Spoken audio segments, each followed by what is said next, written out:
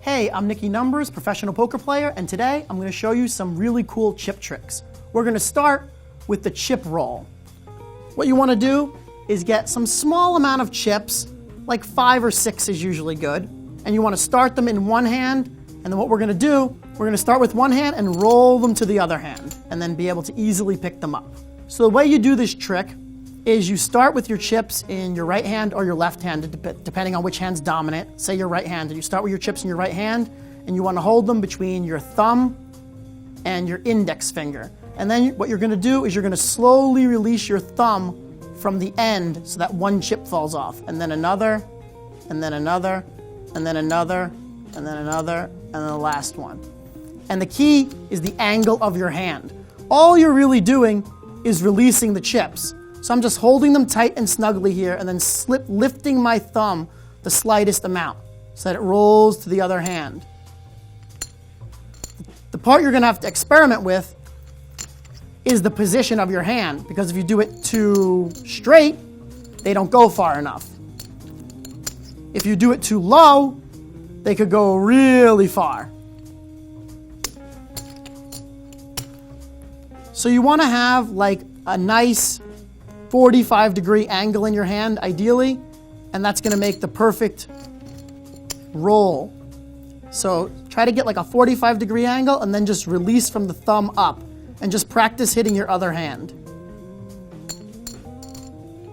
Once you can do that, you'll be able to roll them all from one hand to the other. So another cool trick I'm going to show you is what I call a chip slinky. Remember a slinky where it goes from one step down to the next, down to the next? Well, that's kind of how this trick works. You go from one finger to the next, then over and back up. I always wished my slinky could go back up the stairs, but it never could. So the way you do this trick is you start in between your thumb and your index finger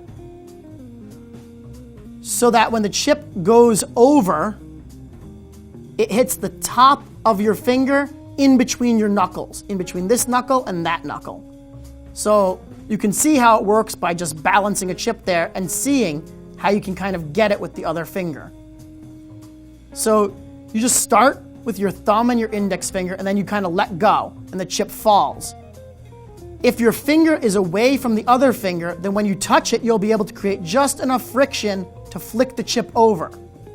And then again, and then again. Now the last one is tough because most people don't have a whole lot of pinky strength, but you're just squeezing the two, so you don't need much. Then your thumb comes from underneath and does all the work.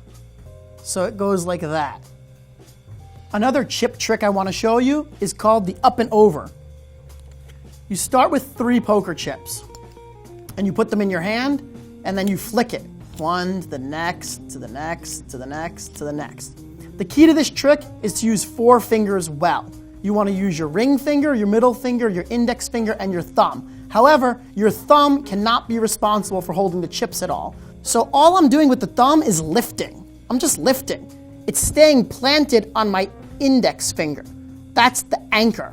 So my middle finger is not moving at all, and my thumb is using pressure against the index finger to lift it up gently. Once you're able to lift it up a little bit, it can just kind of fall back. I'm not really doing a whole lot of work to guide it back once it's up and over.